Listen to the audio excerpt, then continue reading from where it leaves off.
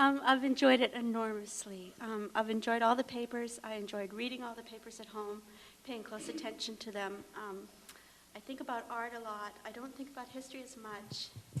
And to have it combined and condensed in a particular frame of time has been very valuable for me. So, thanks. Thank you. Do people want to do popcorn, kind of just put up your hand, or do you want to just pass it around? Is that more comfortable? Okay, just pass it around. If you want to just pass, you can say pass, and yeah, this is the talking stick. There we go. Go ahead, John. I'd like to carry on with what Susan said. The one thing I really feel that a lot of this is missing is the slippery slope that's happening today with the environment. It's a great connection between the art and history, but we've got to have the environment in there too. With the world population doubling, none of this will carry on unless the students that are hearing what's going on, if and when they become the future leaders or ideas for the future leaders, they got to carry away with what's going on here with them and keep those ideas going so there is a future for this planet. Thank you, John. Oh, sorry, Peter, did you have a process suggestion? Yeah, you're welcome. I was looking at the future leaders. Oh, the future leaders. Do you want to go that way and then come Sure, why don't we go? Why not? Oh. No, it's okay. You can. Are you ready? It's okay. What I'd like to see, is it on? Yeah. First of all, it's been really interesting getting this whole different group of people together from different walks of life, different experiences. And I think that's what makes the magic of this forum alive. It's actually not getting just one perspective, but many perspectives. And that's the world we live in. We have, to engage all kinds. And I just speak to the papers. Annette Becker, where is she? There you are. I love the visuals in your presentation, and to just take us into Kandinsky and the type of art and what it made me think about was the artists on Hornby Island, and Hornby is actually a microcosm of the world. And if you look at the artists that are here, there's abstract art, there's tapestry, there's sculpture, there's acrylic. I mean, there's all mediums. And if any of you have a chance to visit the art gallery or go to some of the art shows here, you'll start to see that there's an absolute magic that happens on Hornby in terms of the art that's always been created and the literature. So your presentation actually brought back just that abstract art, made me think of Carol James and her dancing colors and that sort of thing, and bring it back to today and where is art going. And Jay Winter, your paper actually, you really, the spiritualism and the secular, and has spirituality gone out of painting, and I think it's coming back in, in terms of, it may leave for a time. I don't think spirituality ever leaves us. I think it's there with us all the time. And it just brought a lot of reflection. If I go away with anything, I'll go away with thinking about a concept that Jeff brought to mind is know thyself. And the Bible brings that up, the Quran, different mediums of religious thought. And it is about our own discovery and journey and bringing the torch back on ourselves, and how do we grow in this whole process. So coming back to that. And then Ray Winter, on your paper on color, and color is also, we're so disconnected with the materials that we're using now. Is where are they coming from? Who's making them? And so there's a real relationship, and I look at the artist and who's buying the art and who's looking at the art. And it comes back to relationships, you know, that, I mean, for me, living with Arnie, who's been collecting art, it's so much about he's bought more from the people that he knows and wants to support. So it comes back to art and relationships, that how can we bring that more of that back, of knowing who the artist is. And just everybody for their comments. You have anything else? I do have a lot to say, but I'm going to pass it on. Thank you. Thank you. First of all, I've enjoyed this weekend very much. The intellectual stimulation is something that the average person doesn't have every day in their lives. I think that we have pockets of it, we have times of it, but this weekend has really been a highlight for me that I'll remember for a long time because of the provocative thoughts that I'll take away from it. And so I thank everyone who's spoken for the things that you've said that are going to cause me to think twice as I go about my daily life. I've really enjoyed the delving into a point in history in detail. I've enjoyed the background, the details, the stories, and the lives of people that I didn't know very much about before, and looking at them, looking at the artists, especially in that period of time, I think is a real grounding for the thoughts that I'll take away from here.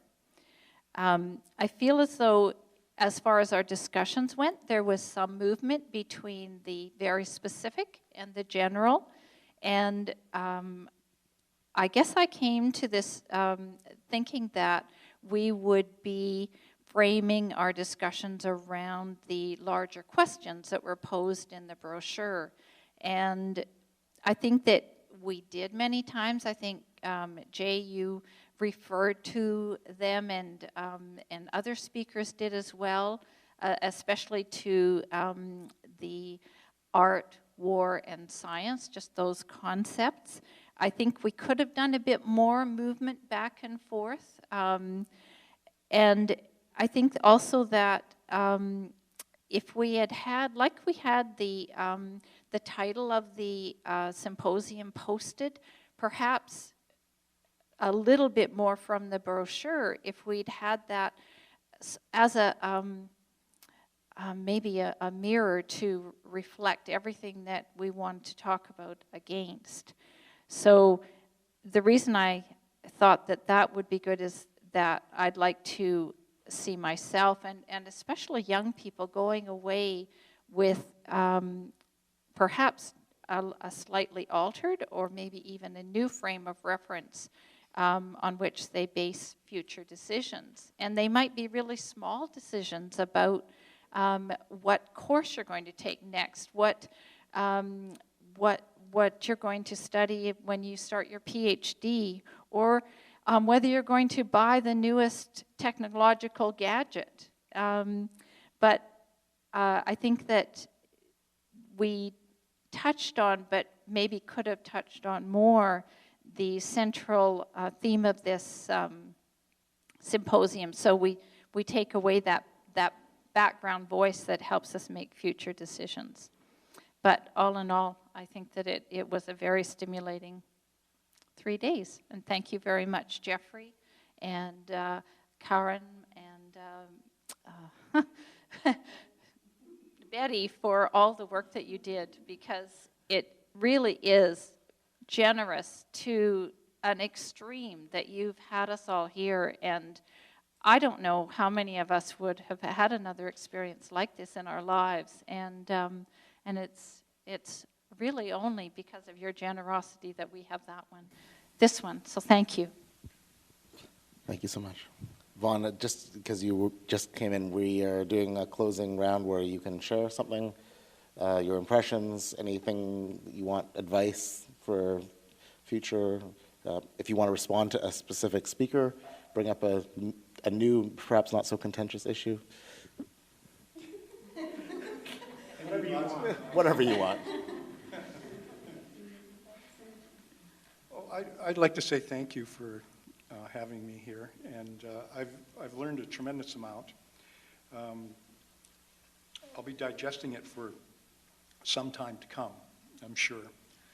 It's always very stimulating because living here, well, I've been here over 40 years now on Hornby, and I pretty much just hang my hat here, and I don't really get out there too much. And so this is like I don't know, it's like the world coming to you in a sense. It's really quite stimulating.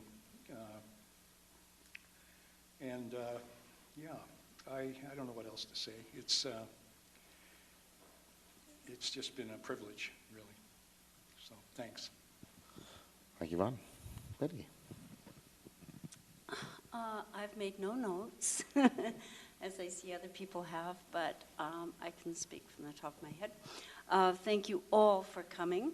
It's been a delightful weekend for me.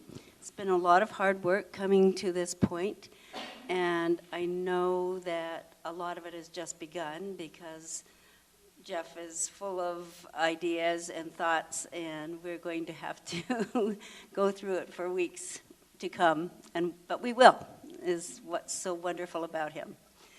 What I've loved in just looking around the room and hearing different accents, London, Paris, Australia, am I right? Is it Australia?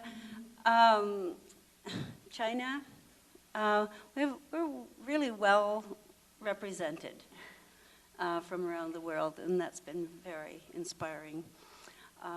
Just a big thank you to everybody, and thank you to the privilege of having my family here. That was very, very nice for me. And we'll go on from here to see what happens next. Thank you, everybody. Thank you. Thanks, Betty. All right. I did make some notes just to collect my thoughts a bit. If you haven't already deduced, I'm the daughter of Betty and Vaughn, and the stepdaughter of Jeff and Susan. So I had the privilege of growing up here, which is, I feel like a beneficiary of my parents looking for an alternative in the world. And I also grew up, as Dr. Winter had put it, in the place where the artist has struggled for the last 30 years, or more, I guess it would be. We can all agree that it's a solitary struggle as an artist. And Aliba and I were talking about, for us, it's really special to be able to see Jeff, who has been on a solitary project for so long, and we've been around all these ideas, but for him to be able to, and I feel like he's been working in parallel with so many ideas in the world, but for this now, the company of ideas to come together. I could have fled art completely, having artists as parents, but I chose to go into curating. I studied art history, and then I went on to study curation. And I really see, it was clear to me early on that I'm not an artist, but that the role of a curator for me made sense because you're like a facilitator for artists. And so you can bring the solitude of the artist's inner life out into the world and to a greater audience. And the program that I studied at UBC was called Critical and Curatorial Studies. And so I guess I'd like to go back to the first day when there was lots of discussion around the market, and just to offer that my experience is that there's lots of important work going on in curation of people who are bringing artists' ideas out into the world. And it is critical, and it's not necessarily all market-driven, although the market is implicit in everything, but that there are artists who are interrogating the world out there. It's very exciting. And you know, artists who are driving taxis, who are teaching, who are waitressing, who are doing whatever it takes to do the challenging work of being artists, and doing it in many different forms. So we talked a lot about sculpture and painting, but you know, in the world that I'm working in, there's so many artists working in new media and installation and performance art. And you know, Aboriginal artists, for instance, when we were talking about anthropology, and who are trying to tap into the traditions that they were brought up with, but be able to bring it forward in new ways and to critically assess those kind of histories. And I'll say also that in Vancouver, which is primarily where I've been working, there's a long tradition of the merging of intellectual thought and visual art practices. And a lot of publishing, a lot of artists writing on art. I would say, though, that something that became really clear to me from the discussions this weekend is that while I feel like I'm immersed in a really critical discourse, it's usually just a circular one that has to do more specifically with art. So there is definitely a lack of interaction in my mind between art and scientists or historians, or a cross-disciplinary kind of conversation going on. I will say, though, that I can think of lots of artists who are working with science and technology, be it sound art or new kinds of media. I'm working with one artist right now, Germaine Coe, and she's doing work that, for instance, she programs, she uses her own computer programming, and she finds ways of bringing together visual art, natural phenomena, and the internet and technology. So there are many different artists who are doing different things that I think, you know, that we've been talking about here, which is, you know, how can artists talk about what are the pressing, important issues in the world, and I think that there's lots of different ways that that's going on. I would just offer that in future forums, you know, so there are some artists here throughout, such as Vaughn and Jeff and Susan and Carol, who's a poet. But I think, and as Maria pointed out, that you've tried to do in the past yourself, it's really essential that more artists are included. And I know that people have been saying that, but I just want to really reiterate that for future forums. And I guess just finally, that has reminded me, as my role of the curator as well, that so, you know, artists are creating and they could be part of this discussion, but then, you know, curators and also people who publish writing or the publications are, you know, ways that we can get these ideas out. So I'll stop there. Thank you. Well, I don't Janet. have too much to say here, but I think everyone should be proud of this discussion and the processes that we've allowed to sort of at least begin, because I'm sure they'll continue. I don't think anyone should be disappointed if there are moments of sort of discomfort or, you know, contradiction. We're dealing with really contradictory and difficult material, and so I think that, sort of as Dr. Winter reminded us, utopias contain the contradictions of their age, or at least reveal the contradictions of their age. And I think that this process engages a lot of the difficult problems of our age, trying to create a forum for an artist, a living artist, to talk immediately to historians who are dealing with some of the raw material that the artist condenses in a different language and through a different process. And I think that's all I have to say. Thanks, Jenny. On a practical note, I'll just begin with saying I came to this place not being part of an initial group of academics who knew each other, or students, or community, or family, and I never felt unwelcome. So I want to thank everyone for that. As a thorough note taker, I would like to ask if there could be the availability of a table or some tables for the observers or students to put their stuff down on. Would be, I think, good in the future. I loved the discussion, and I've found so much feedback for myself and for other things that I'd never considered, and in interacting with scholars that I've read in the past and just bringing them into a more closer sphere than I would have ever imagined. And I think just lastly that we try and keep it, so much of what we discussed was European, that we try and always keep in mind that there is so much else out there, that even where we are here in the islands of, that border on the Haida Gwaii, that there are the indigenous peoples that have a lot of effect on this land and the art. So, but thank you for everything. Thanks. Let me echo a lot of what's been said already about the atmosphere of welcome that we've all received here, and that we all appreciate. It was instant from the beginning, made us all very comfortable in every sense, and very productive and much appreciated.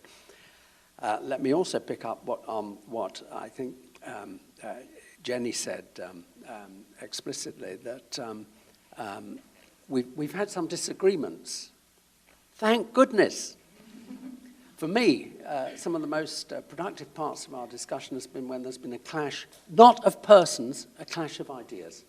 We mustn't be afraid of that. We mustn't be too polite, and we mustn't be afraid of taking the gloves off in getting to the bottom of things that we consider important to get right. I'm very methodologically very old-fashioned. I'm an old-fashioned empiricist, and I think there are things like facts in the world, and people have expertise in dealing with them and deploying them. I also think, in general, things work better when we work from the more particular and concrete towards the more general and synthetic. I think in some of our sessions we were trying to stretch too far. We were trying to go for a sort of premature synthesis of everything, and to my mind, we lost the focus on the specifics of what we were discussing. So it seems to me, in particular sessions, there's no reason to be afraid of getting really quite specific and drawing on the expertise of the people who are giving the presentations. And then in other ways, we can then build on that in a more general way. But we can't attempt that all the time or prematurely, because it all slips between our fingers then if we do that. And allied with that, I have a feeling that I speak here as an academic. I'm used to going to seminars. I'm used to having discussions. I'm used to having experts around the table and to getting them to draw out their bigger ideas. What's unique about this forum is that we have a creative artist here in the middle of an environment which he's created himself. And of course we listen to Jeffery with attention on anything he wants to speak about, but where we acknowledge his unique authority is when he speaks as a creative artist himself. And perhaps it would be good to have him speaking more on his own turf, about his own turf, more explicitly in some sessions, rather than having to infer what is unique about his own creative work and to try and approach it more elliptically there. If some part of the proceedings could have been devoted more explicitly to Jeffery, and then other parts, conversely, although he would be, riding shotgun like many of us would on, and free to comment on everything, but the spotlight would have shifted to other people talking in other ways, and that, to my mind, would be a way of thinking about how to organize these sessions. But I speak from a sense of appreciation and gratitude for what we have done here, what has been achieved. Karun's hard work and masterly attempts to make sure that, like Mussolini, the trains ran on time. Thank you. I'll take that as a compliment. I'm going to leave Mussolini, but I will say, first of all, I'm a history major. I came here with limited art background, certainly like compared to everyone here and compared to my fellow students, but that is something that this has made me extremely disappointed in. And listening to Mr. Rubinoff talk about his art and to all of you talk about art, and I've just gained a completely different appreciation for not only art itself, but its implications, and so that's something that I'll definitely take away. Secondly, the format of this as a student, and I'll speak for myself, but I'm sure Rose and Ling agree, has just been spectacular for me. Seeing kind of the variety of people that are here, from artists to academics, and how you've all interacted, and then being able to be a part of that as well, and a part of that interaction on a very close level, and a level that I never felt I wasn't supposed to be interacting, was, I think, very important, and I think important to what we kind of had talked about kind of keeping your ideas alive and this discussion alive, because it really kind of brought the students in a way that is going to allow that to continue. So that was a great part of this for me, and hopefully it can be duplicated in whatever way. And then the last thing I'll say, I was still thinking about the moral compass. I haven't pinned it down. Soon, but I'll send an email. But I kind of think that these discussions have had the effect of, for me certainly, and I think hopefully you all and Mr. Rubinoff specifically, they've had a big effect on me and my thought and my understanding of just how many clashes there are kind of going on between these different worlds, art, science, we even brought in the spiritual side of things, academia, and how valuable interactions between them are, and so that does need to certainly be rectified in some way, or at least, move in that direction. So as a member of the younger generation, that's something I completely agree with, and hopefully that's something, well, it probably won't lead us to the moral compass, but at least that I think we can all agree that it's something we need to start looking for in a more multifaceted way, and hopefully that's kind of what you wanted us to take away. So. Thank you. I'm gonna follow up right on that, because I think the format of this has been really interesting, and because, as younger students, this is the first conference of this sort, and, obviously it seems unique in its type as well that I've been to, and it's really, we've talked a lot about different kinds of narratives here, and we've talked a lot about individual narratives and social narratives, and this has been a different experience in creating a narrative, as far as I'm concerned. Mr. Rubinoff, you talked a lot about the artist's art history, and I think, we're in this space where we really see you've physicalized your narrative, and that's a very concrete thing, and it's wonderful to be able to kind of walk around it and look at it from a lot of different angles. And so that seems kind of, that's been a kind of overarching thing, and my educational experience has been full of overarching narratives. I've been talking to different people about the different kinds of learning. The first time I was in a class with Professor Winter, he was standing on a podium and I was looking up, and that's a very total narrative that that's a presentation of truth that we have a lot of trouble kind of having a conversation with. And sitting down with him in a seminar was, again, a different experience. And sitting in this circle has, again, been a different experience. I keep getting lower and lower. Well, we keep having conversations. And, you know, in one of your classes, well, in one of your classes, you had us read a book about historians having conversations. And I'm not really sure that I understood the significance of that until I've been here and watched the way ideas have changed across the conference. You know, even going from reading the papers to hearing you speak about them, and the way we've talked about languages, changed our languages to try to put these narratives together. And I know, you know, coming into this, I had a lot of trouble bringing some of the themes together. I certainly couldn't see science in Kandinsky. And then with the counterpoint of Benjamin in your presentation, I really, you know, that very much changed my perspective and allowed me to see some of these scientific modes appearing in a way that I hadn't before. And then that was again changed by the way you brought up the actual chemical facts of the color. So there have been a lot of changing opinions, and it really has been a dialogue. So when we're thinking of individual narratives and social narratives, this provides a lot of hope for bringing one together. Thank you. So thank you, everyone. But just pass it to James, who's behind you. Oh, yeah, no. Probably, first, I guess the only thing I have to say is a thank you to for letting me come on this, and a special thank you to Betty and, of course, Jeffrey for this.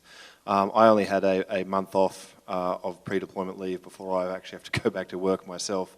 And unfortunately, I haven't been able to see as much of this conference as I wanted to see. My uni's been very rude and scheduled my exams pretty much as soon as I get back to Australia.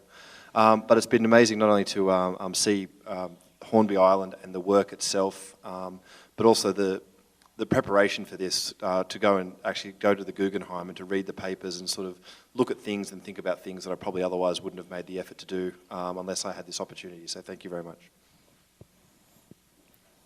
Lynn, thank you. It should be on. Is it green? Then push it one more time. Oh, just Charo's good. There should be another mic somewhere. There we go. We have a backup. Yeah. There we go. I just want to say I completely agree with Chelsea about having a great experience here and hoping that, you know, students after this year would have the same privilege that we had in coming to your park. And I completely agree with Rose about, you know, looking up to historians as gods on the podium and and actually discovering that historians have a life too, which is fascinating. And I just want to thank Mr. Rubinoff so much for bringing us here. Do you watch Woody Allen by any chance? Okay. There's a movie. He made a movie called Vicky Cristina Barcelona a few years ago. It's fabulous, and the line that touched me most in that movie was when Scarlett Johansson went to Barcelona and met this crazy artist couple, and she was completely overwhelmed. And she said that something like, "I'm so overwhelmed that I only wish that I had the talent as an artist to express all the passion and sentiment and all the love I have for this life and for this, you know, nature." And I think, in a sense, you are doing that as an artist. You are sculpting this whole landscape. You're creating this space. And I just want to, I want to say that my curator teacher at the Yale Center for British Art once taught us how difficult it is for artists and art historians to come together and talk about the art, because as a creator, you are entitled with this special authority to comment on your own art that we don't. So I just want to thank you so much for allowing all of us to come here and you know, really appreciate your art and evaluate this. I think it's a valuable experience in my life, and I will remember Hornby Island forever. Thank you. Thank you.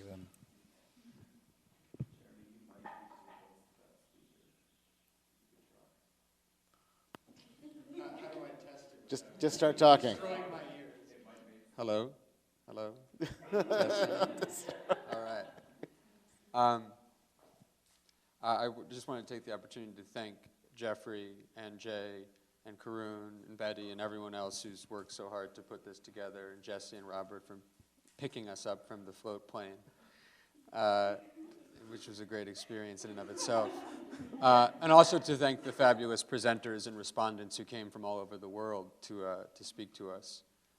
I cannot speak off the top of my head, so I have a few notes. But I'm very struck by Jeffrey's formulation of Jeffrey's at the very end of his paper, which is, I've written it down, the artist is witness to existence itself, art is the celebration. We've been lucky to see this celebration all around us throughout the last 3 or 4 days. And I think we've seen some of the questions that formulation and that vision raises.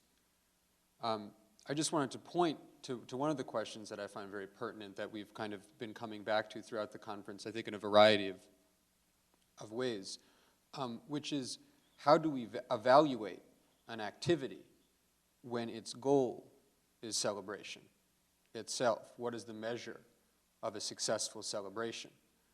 A nation is successful if its GDP grows, if it defends its borders, sometimes if it appropriates enough land or resources to sustain its population.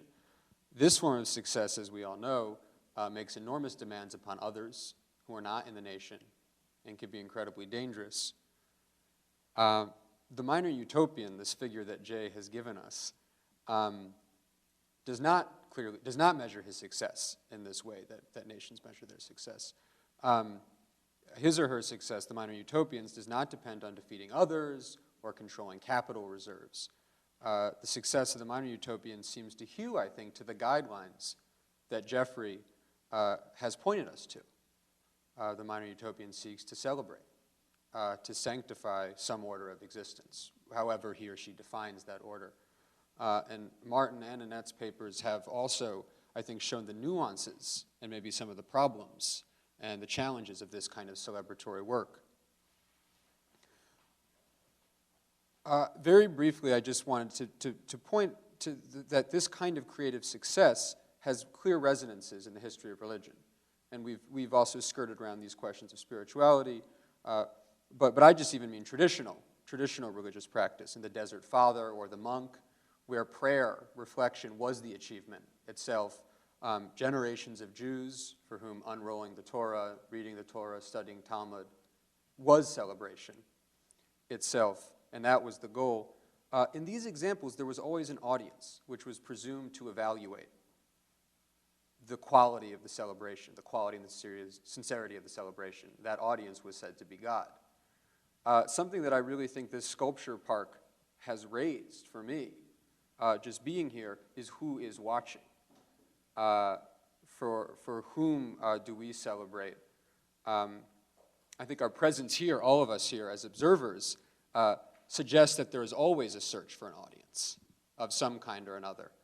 The example that we've had all weekend of the Balaraita and its decline, I think, points that the search for an audience is always the search for some kind of community.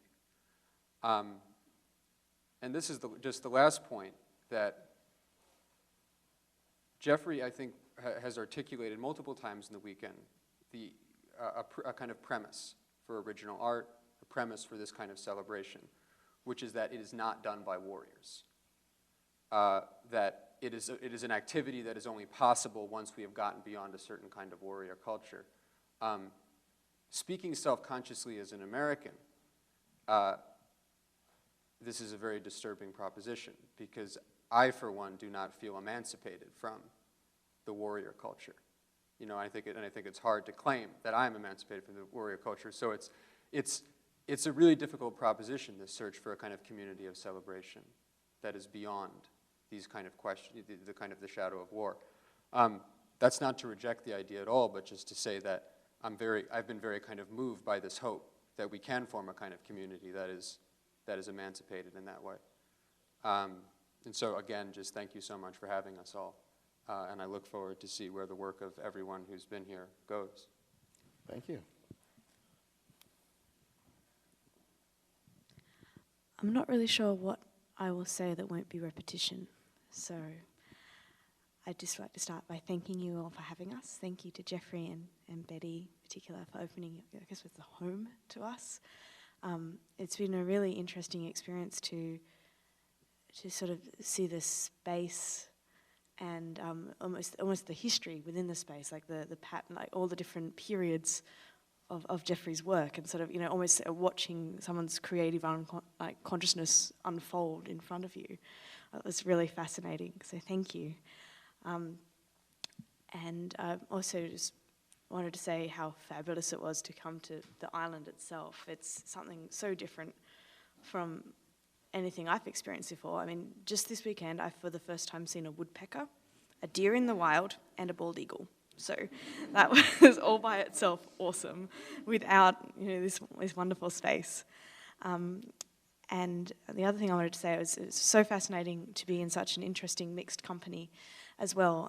All the historians here, actually, I've read their work before, but when you read somebody's sort of thoughts as preserved within a page of a book, you know, it's a bit different. It's sort of like looking at a work of art from like 20 years ago, and the artist is now doing something quite different. If you look at Jeffrey's early stuff as opposed to the really interesting sort of anatomical stuff hidden out the back, you know, it's quite different. And when you read a book, you're sort of seeing this person, what they have to say some time ago, but you still have no idea of who they really are, in a sense. And you're kind of making it up. You're creating, just like an artist, you know, an audience looking at an artwork. You're filling in the gaps. And so it's been really neat for me to sort of get a different sense of all these people that's not a bunch of words that you thought some time ago. The picture I had in my head of all those writers was quite different to the person who materialized. And the person who materialized is a very pleasant surprise. No, oh, never mind. Like I said, I don't feel very articulate today, so I just wanted to say it's been really nice to actually be able to just speak to people and sort of begin to understand where these sort of theories and these ideas sort of fit in the context of personality, of experience, and of the sorts of things that they're discussing, which is, you know, artworks and people's creative processes and how that fits into the world.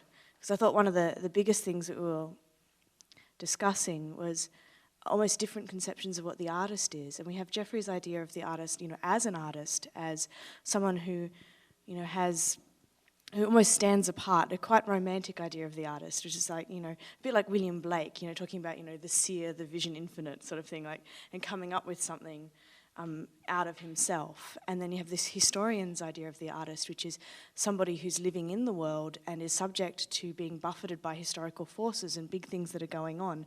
And to see these two conceptions of the artist sort of meet and in tension with each other and how we're trying to figure it out has been really, really interesting. So incoherently, I'll summarize. Thanks very much. It's been really great. Thank you.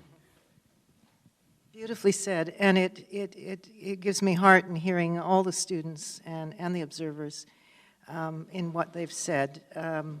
We feel we've been at the rock face, and it's good for us. You know, we've got to do this occasionally, hit our head against the rock and against one another.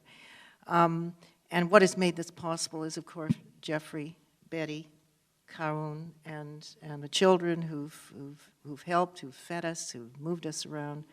And let's remember, it's a privilege to go into someone's house. We are in their property. We are on their property. We're moving around the work. It's also a privilege for me to be excited about seeing Jeffrey's work. I'm rarely excited about art.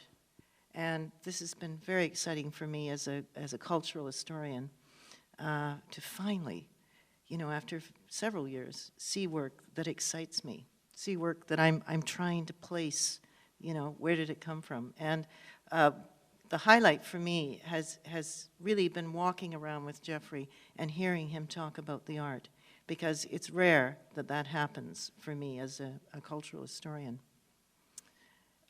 One suggestion might be, I think it's great we're sitting in a circle right now. I would have liked us to have sat in this kind of format or at a long table or something. I always felt up there that it was up there and back here. I think the students might have been brought in a little more, and some of the observers, if we could have seen one another. It's very important. There's something sacred about the circle, as we know. I mean, I don't know how you do it, but if you are going to do this again, you may think about it. Thanks enormously. I've had my chance to say too much already, so this will be very brief. First, obviously, thanks to Jeffrey and to Karun and to Betty and to Jay and to all the other people who made this possible. It really has been an unusual experience.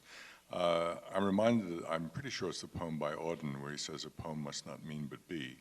And it seems to me we have here a very interesting, in a way, instantiation of precisely that distinction between meaning and being. And all the talk, all the chatter, all the attempt to interpret, all the history, all of that is on the side of the meaningfulness, trying to make sense of it, trying to contextualize it. But the works themselves just are, and our relationship to them is not one that allows us to exhaust them by translating them into concepts or exemplars or situating them in any particular school. And it's been a great privilege, really, to be in their presence as well as the presence of all of us as humans, just to have some sort of access to this particular assemblage of unique works in this particular setting really does distinguish this event. And so, in addition to thanking the people, I want to, in a sense, express my gratitude to the works that just are. And we'll go to Robert, and then we'll give the chairs the final word. There are a few more people there. No, I understand that. I just have two things to say, and having participated in every forum from the beginning, I've seen a really interesting progression of the ideas that have come about here, and I still see an awful lot of potential for growth and for the future, and I really look forward to bringing in more ideas and more people and people from other places and ideas from much further afield than this sort of North American and European art beginnings. And most of my experience in studying art history is Chinese and Islamic and other regions of the world where there are different aesthetics and other ideas that some parts of, I think, would still relate and that Jeff would find interesting, but I have yet to prove that to him, so we're going to work on that. The other thing I found about the forum is that it's achieving something that a lot of universities talk about doing and never actually do it, and that's bringing together people from different departments, different areas, and actually sitting down together in the same room and thinking and coming up with things.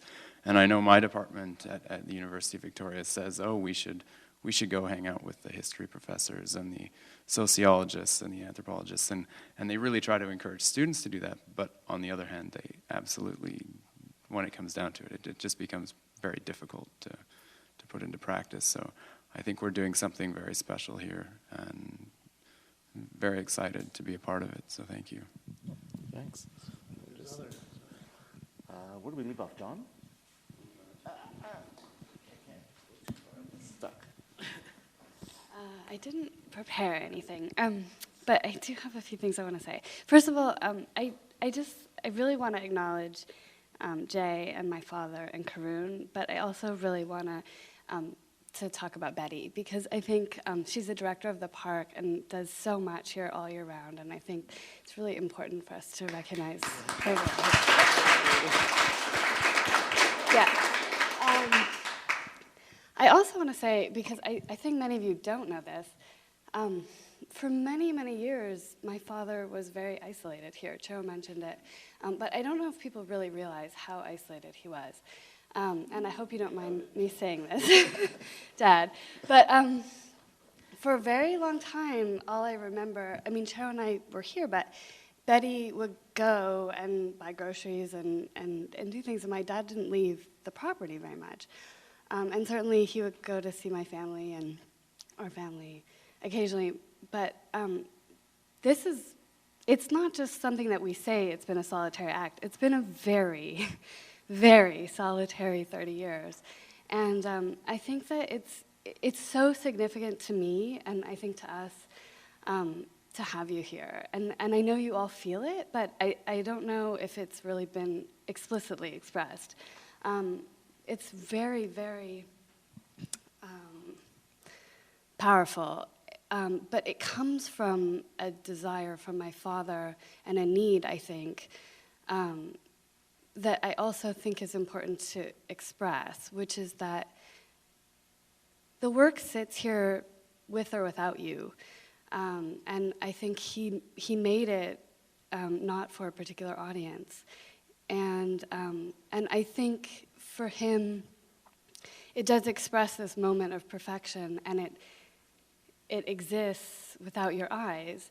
Why you're here, from my point of view, is not just to admire the work or to tell him that you admire the work, but really to investigate the ideas behind it that he cannot express purely through the work, which is why we have the forum and why the park exists. And I think that it's sort of a call, and it's sort of a series of questions. And I think that from my point of view, the partnership with UJ is so significant and so important, and the role of Karun in organizing these things, and the continuity of having Robert and Jenny and all of you here. I think it's very, very important, but not, I don't want people to lose sight of the ideas or to relegate my father as just the artist or the host. I think that the ideas that he's putting forth and the philosophy of the park and this idea of the end of the age of agriculture is why he's asking people to come here and engage, and why the papers are being written, and what the conversation, where the conversation begins. It's not where the conversation needs to go, and I think dialogue is incredibly important. But I do want to say it's having people here together. There is sort of an agenda, and I think that it's abstract, but to me it's also important to keep that in mind. And I think from my personal point of view, there are many things that I disagree with my father about, and I think that it's very difficult to have a argument. It's family, it's personal, but I think that some of the questions and the challenges and things that come up in this space in a very intellectual and very challenging environment is incredible and so valuable and so interesting for me to be able to be part of. But for me, I don't discredit, or I don't not remember. For me, the reason personally why people come here and why this building exists is because my father asked me to take responsibility for these very difficult questions about nuclear winter. And I couldn't do it alone, and I didn't want to, and it was very difficult. And so that's where that's where this event comes from. It really comes from my dad asking me, what am I and what is my generation going to do with these questions? And me saying, I don't know. Let's bring people here to discuss it, and let's see what happens. And so I think I'm very, very grateful for the dialogue and the dialectic, and I'm very, very grateful for how diverse the conversation was and how diverse all of you are. But I do want to figure out a way that I think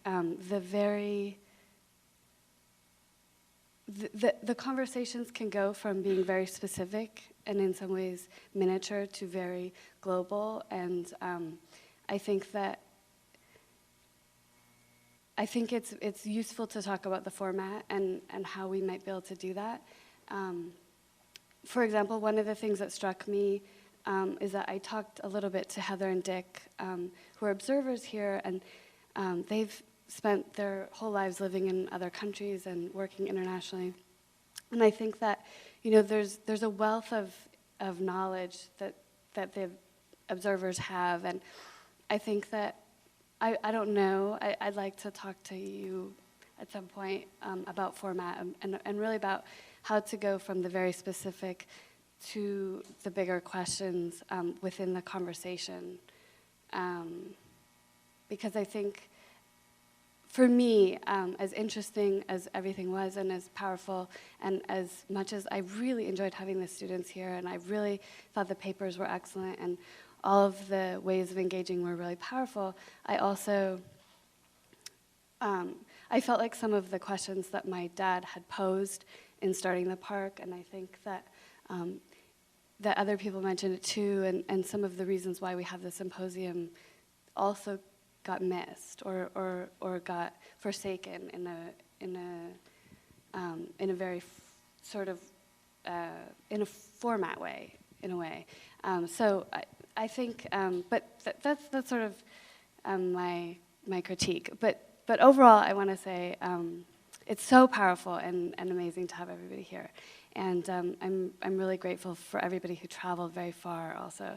I appreciate the distance. And I think really engaging with the place where you are and with the work and with the artist and with the ideas is very difficult and very powerful. So I really appreciate that everybody brought themselves into the space and brought very, very good work and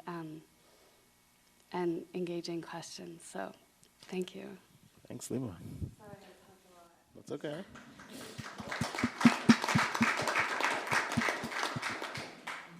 I think it's quite difficult to follow that.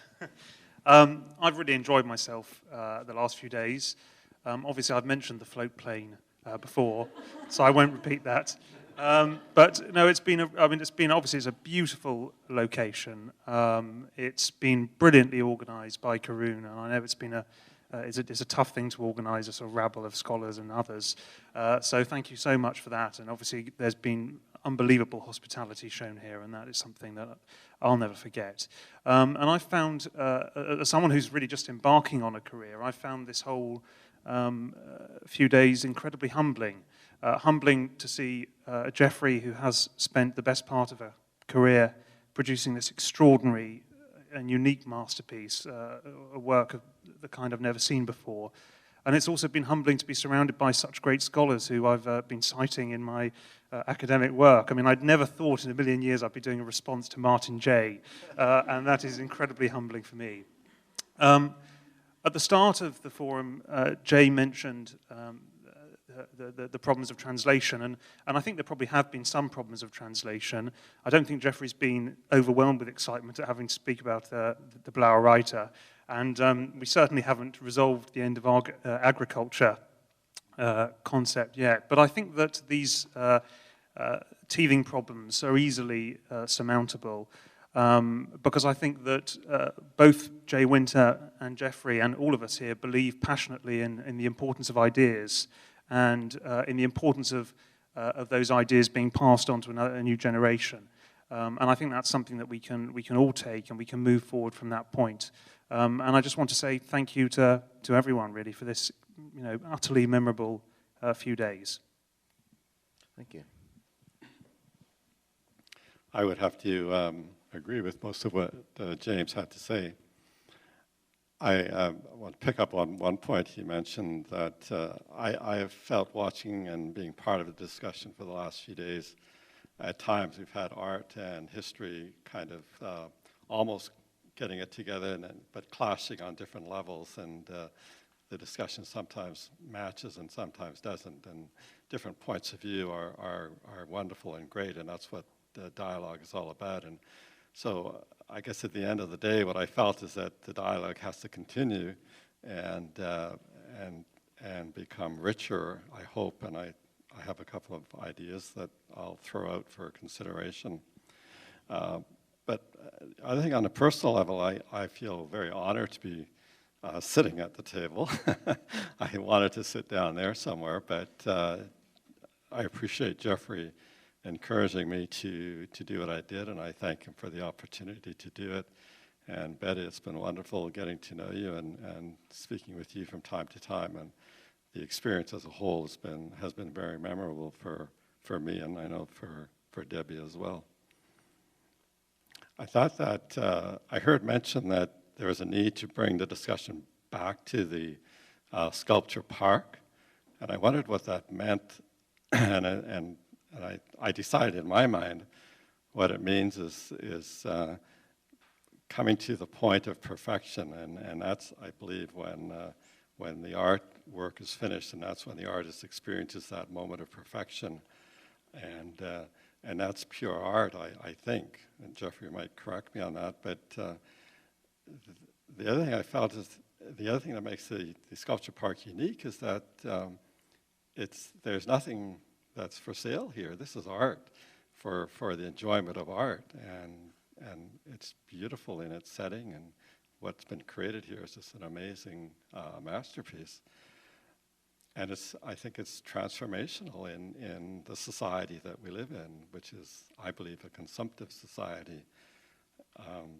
But along that line, then, what I wonder is when I was looking around the room and watching, again, the discussion from time to time, is that can we create more dialogue? We have a lot of interesting minds here.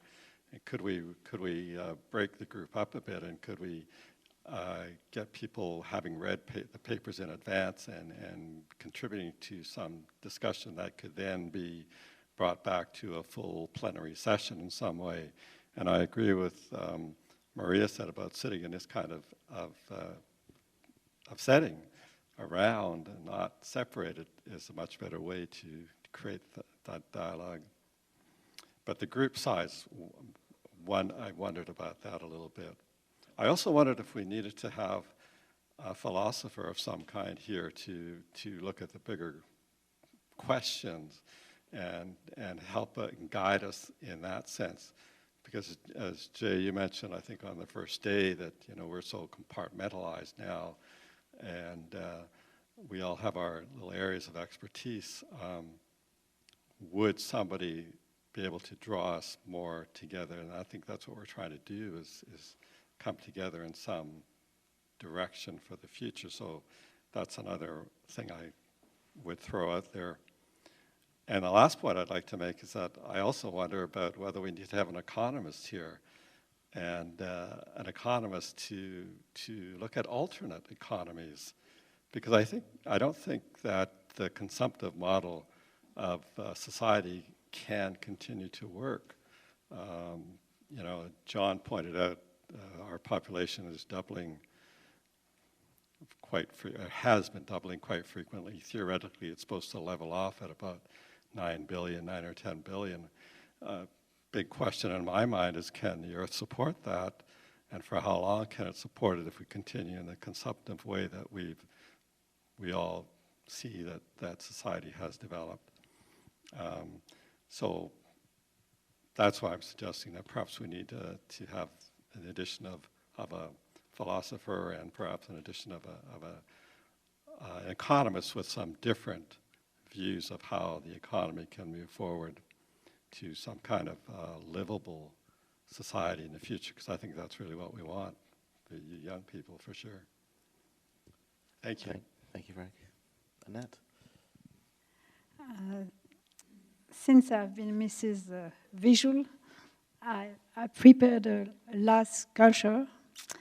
It's by a sculptor called Lambrook, and he went to war, came back, did this sculpture. On his knees, the one has his knees. Yeah, and killed himself. And this sculpture and this man represent the despair of war. He could not get out of it, and he could not be an artist anymore. And I want to thank Jeffrey and everybody around here.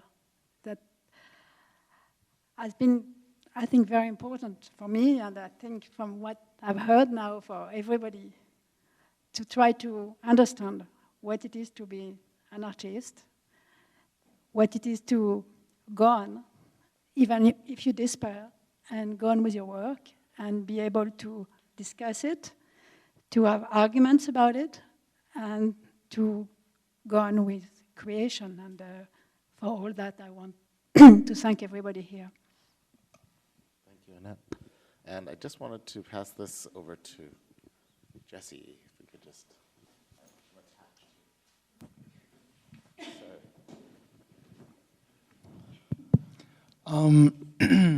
I guess everybody knows how unique and special this is, and it's really interesting for me to be, to have Betty and Jeff as my family, and I'm just grateful to be in this room and hear everyone here speak, because this isn't really an environment in my town that I'm around very often. So I just appreciate hearing everybody here and all your opinions, and it's definitely, neurons are firing that don't normally fire in my brain when you guys all speak. It's really cool, so thanks. And if you just pass it back this way somehow. I'll give, I'll say something and then I'll give Jay Winter the floor. Is there someone left? Lambrook. We had a little Lambrook in New York in one of the shows. Oh, interesting. You remember? Have I missed? Very first show. Okay. Please tell me if as this is being passed around, I hope I haven't missed anybody. I would hate to do that. I'd like to first start by thanking Jeffrey for the last 4 or 5 years of pretty important, personally important work. It's not been only work. It's been internal work. So it's been very important to me on that level.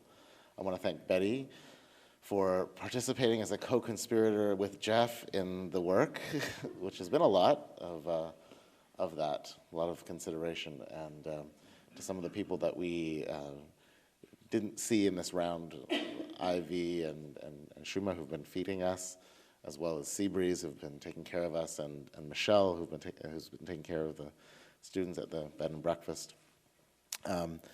But I also really want to thank Jay Winter, because he has stepped very far outside of his home to come to the home of an artist. And it's been extraordinary to have the opportunity to meet him in Yale and have an opportunity to meet him here. We met online, so to speak, through a, right? Secret. You'll get the website later. Strauss-Kahn should try it. Exactly. The internet can be used for many different things. But I mean, just attending that one lecture at Yale, it was a great privilege and very inspiring, and I think also inspired me to think more seriously about other pursuits. But so I wanted to just thank everyone who was involved in this.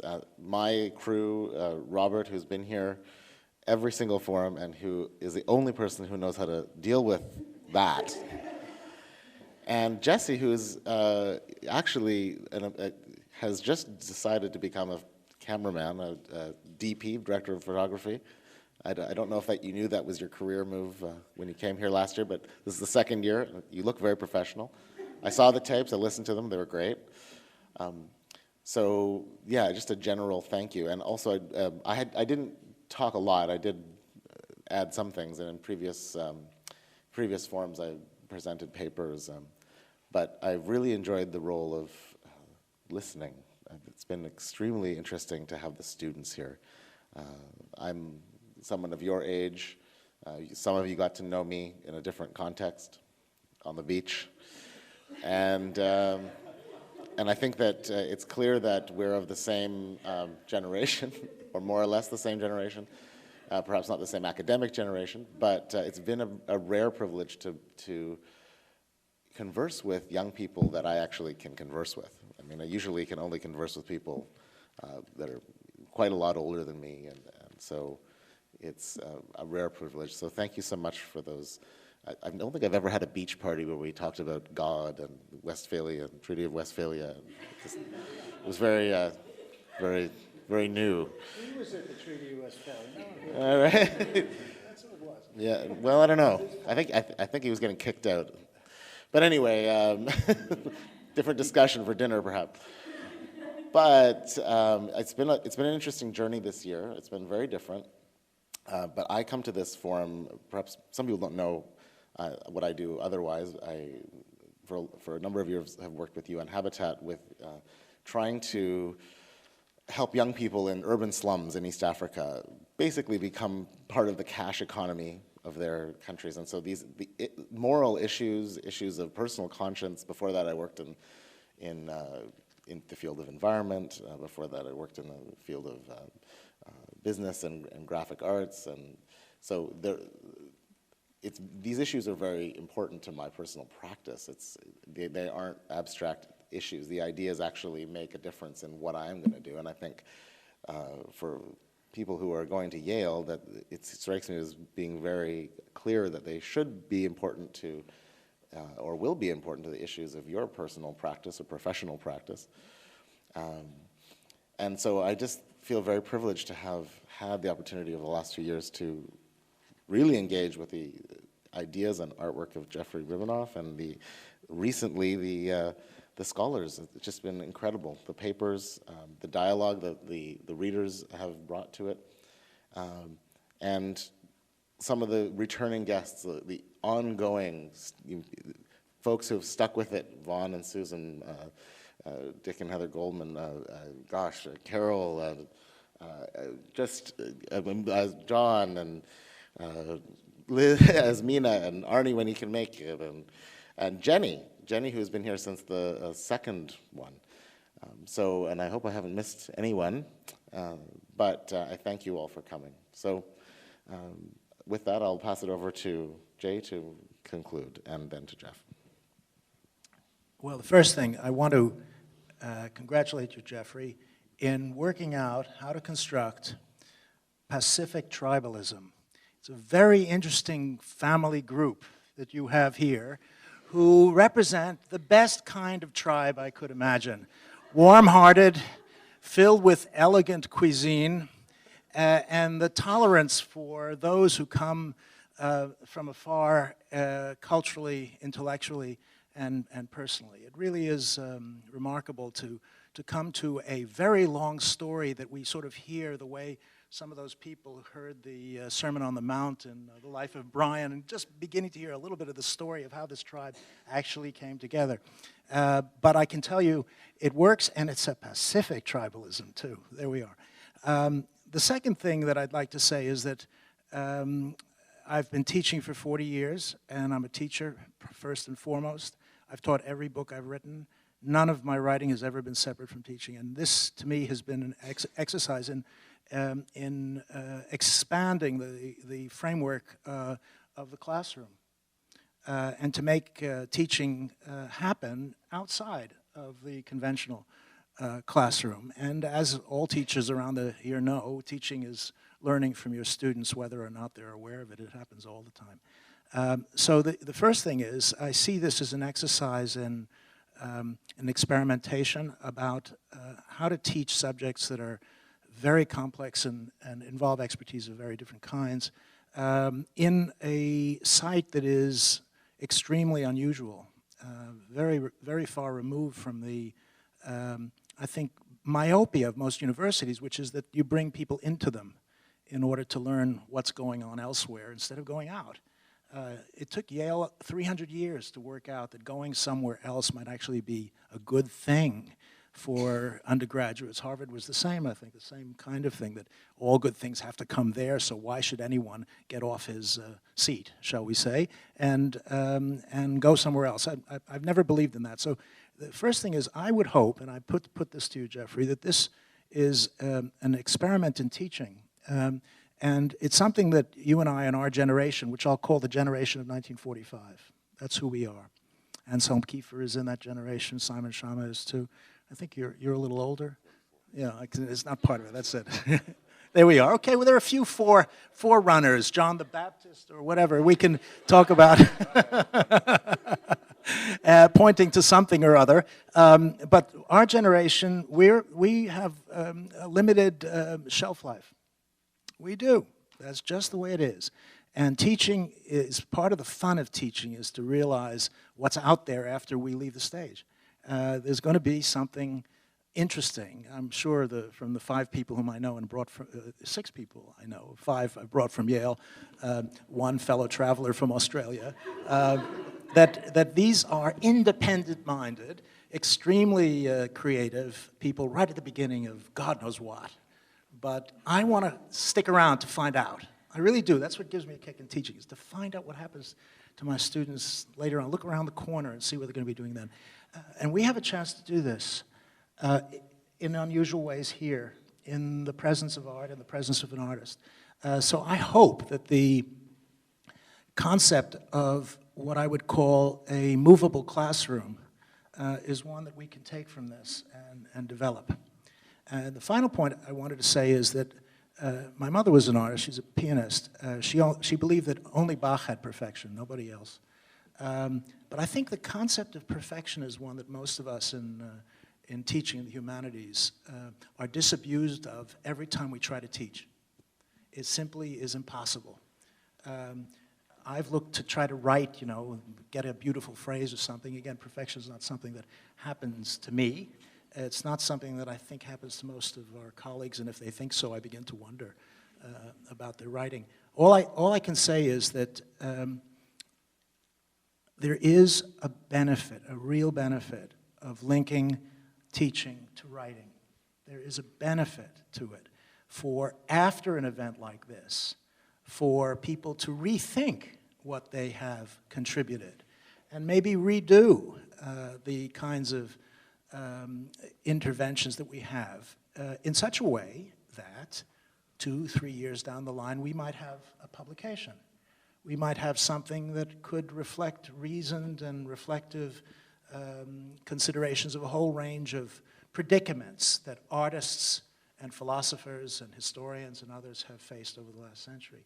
So my plea is for a new burst of tolerance for experimental meetings that make teaching come alive. Because teaching can be ruination. We all have had wonderful teachers who have graced our lives, but my guess is I certainly have had teachers who almost ruined them. Teachers can ruin a subject as much as they can make it come alive. And I think we've got a chance to do something unusual here. First of all, through exchange, through extraordinarily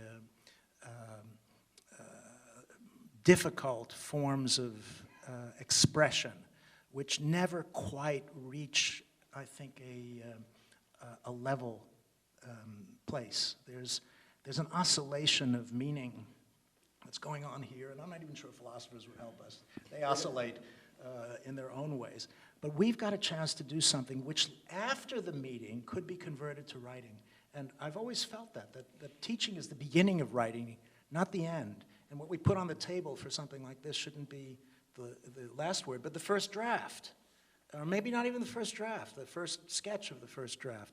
So if it's possible, a series of meetings like this one in which more students come, maybe from different places, maybe more from Yale. I know Yale is very, very much in favor of this kind of experiment. I know other universities should be, and maybe they still are. Why don't we try again to see to what extent we can benefit from this particular format and open the door to more students, because after all, that's what's most interesting about these for me. That's what I get out of it. Teaching is a kick for me. It still is. When it ceases to be, I'll hang up my boots. But at the moment, I still get a kick out of looking at these 5 people. Every time I look at their skepticism when I say something, yes, you in particular, Jennifer, but not only you, it's true, that gives me heart to know I chose the right profession. It really is a privilege to be a teacher with students like this. You have to imagine there are many, many worse professions in life when you measure what we are able to do. So why not take advantage of the framework as it were, motile and movable as it is, to do something really special over the next couple of years until you and I wander off into the wilderness. Thank you, Jeffrey. Thank you. I wanted to just recognize that Sarah is also a lone student, And we've been talking a lot about Yale students, and I did as well, but I just want to recognize that she is indeed a Canadian student, as there are a number of other ones that have been mentioned in other ways. But thank you for coming too. Jeff, to conclude. Is it on? Yeah. I think I hear it. Truth is that as an artist, I'm a very shy person. I know that I've been talking a lot. The reason is this all needs to be passed on. That's the whole idea of it. And the problem with just leaving it, and I know that this often happens, is that it falls into another context. And what I'm trying to establish before I go is the actual context that belongs with the work, belongs with the park. And so part of the idea of bringing everybody together is to be able to bring together a context that's based on the values that have gone into this work. And so as we work towards that set of values, then it becomes the context which might indeed be able to be passed along. So it's got to go to another generation.